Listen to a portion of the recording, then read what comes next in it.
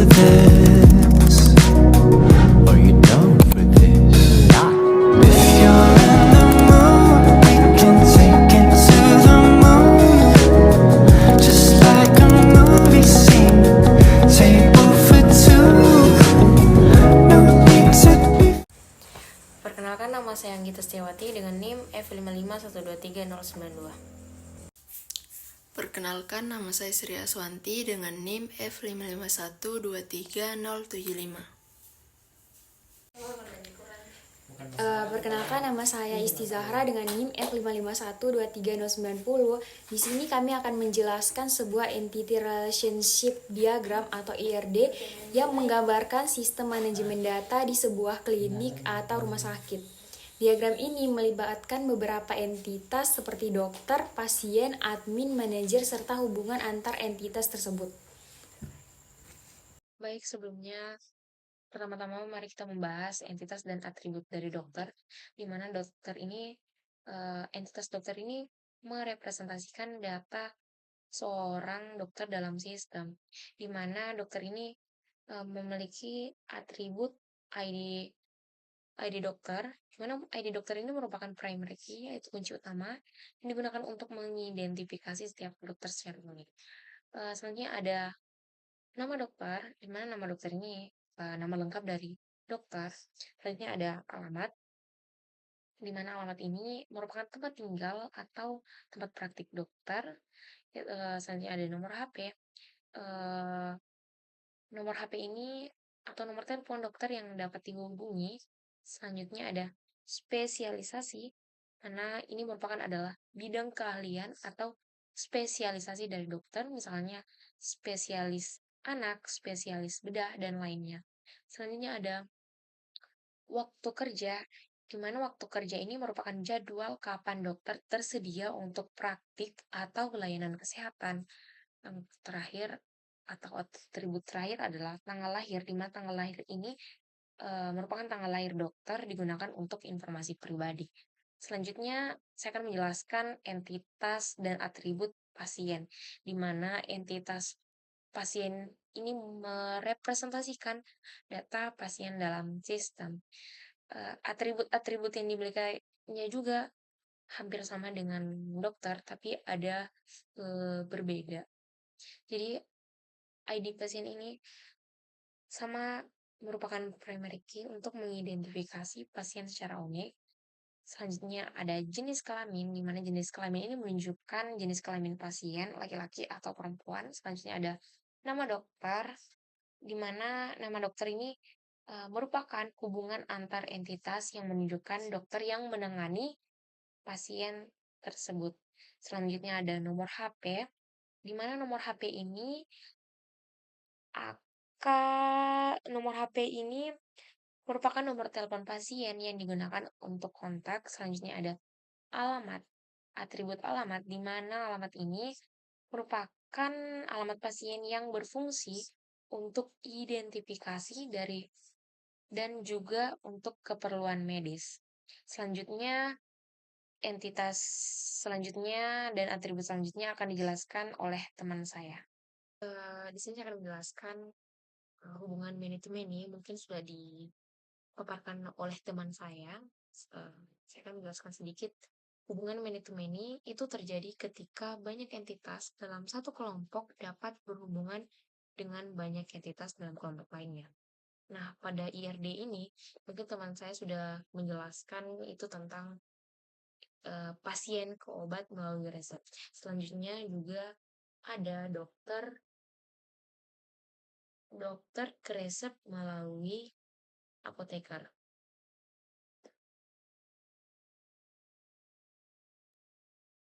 Di mana banyak dokter dapat memberikan resep kepada pasien yang kemudian dikelola oleh apoteker. Sebaliknya, banyak apoteker dapat mengelola resep dari berbagai dokter yang berbeda. Relasi ini menggambarkan bagaimana banyak dokter memberikan resep kepada pasien yang kemudian diproses oleh banyak apoteker. Setiap resep yang diberikan oleh dokter dapat melibatkan apoteker yang berbeda untuk memverifikasi dan menyediakan obat yang sesuai. Oleh karena itu, apoteker berperan sebagai penghubung untuk memastikan resep diterima dan diproses dengan benar. Penjelasan ini memberikan gambaran tentang bagaimana hubungan many to many berfungsi dalam sistem, memastikan bahwa entitas yang berbeda dapat berinteraksi secara fleksibel dan kompleks dalam alur data yang ada. Akan menjelaskan tentang one to many. Hubungan one to many terjadi ketika satu entitas berhubungan dengan banyak entitas lain. Dalam DRD ini ada contoh beberapa hubungan one to many, yaitu antara dokter ke pasien. Satu dokter dapat memeriksa banyak pasien. Hubungan ini dipresentasikan oleh relasi memeriksa, di mana satu dokter memiliki data pemeriksaan seperti waktu pemeriksaan dan diagnosa untuk banyak pasien. Dan yang kedua yaitu admin ke pasien. Satu admin dapat menangani pendaftaran untuk banyak pasien.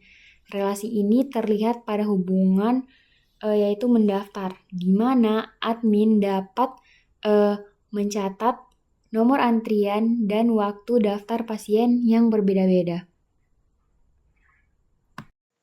Baik, di sini saya akan menjelaskan tentang entitas apoteker, yang dimana entitas apoteker ini bertugas untuk mengelola data resep dan obat. Atribut ini yang langsung tidak dapat terlihat di sini, tetapi apoteker berperan penting dalam relasi untuk apoteker dan obat. Terus di sini juga ada entitas admin yang bertugas dalam mengelola data secara umum. Di sini juga ada atribut ID admin, dan nama admin, waktu jaga, dan data rekap pasien obat. Di sini juga ada entitas manajer, yang dimana entitas manajer ini dapat menerima laporan dari admin.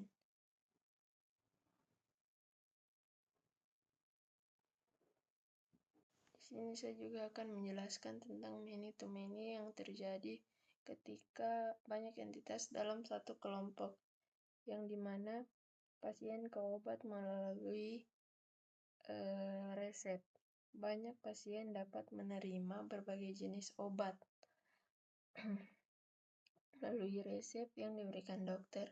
Sebaliknya, satu jenis obat dapat diresepkan kepada banyak pasien.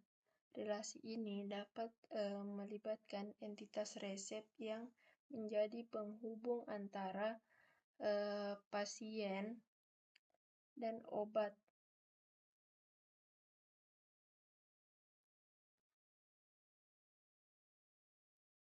Di sini saya akan menjelaskan hubungan many to many, mungkin sudah dipaparkan oleh teman saya.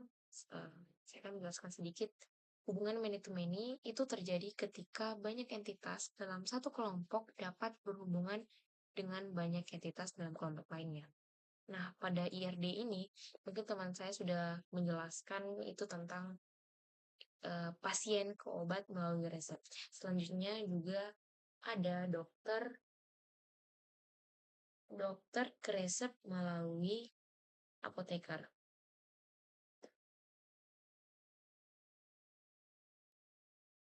Di mana banyak dokter dapat memberikan resep kepada pasien yang kemudian dikelola oleh apoteker. Sebaliknya, banyak apoteker dapat mengelola resep dari berbagai dokter yang berbeda. Relasi ini menggambarkan bagaimana banyak dokter memberikan resep kepada pasien yang kemudian diproses oleh banyak apoteker. Setiap resep yang diberikan oleh dokter dapat melibatkan apoteker yang berbeda untuk memverifikasi dan menyediakan obat yang sesuai. Oleh karena itu, apoteker berperan sebagai penghubung untuk memastikan resep diterima dan diproses dengan benar.